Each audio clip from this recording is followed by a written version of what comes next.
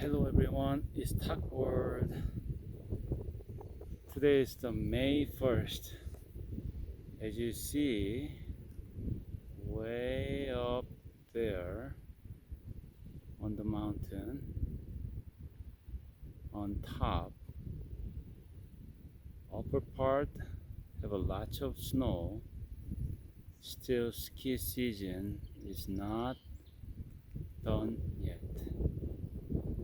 Still people enjoying skiing on the mountain, and you see the lots of snows.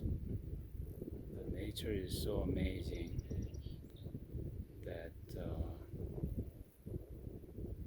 still have a cool air, very sunny day, and enjoy nature. Nature give us peace and healing. Thank you so much. It's Talk World.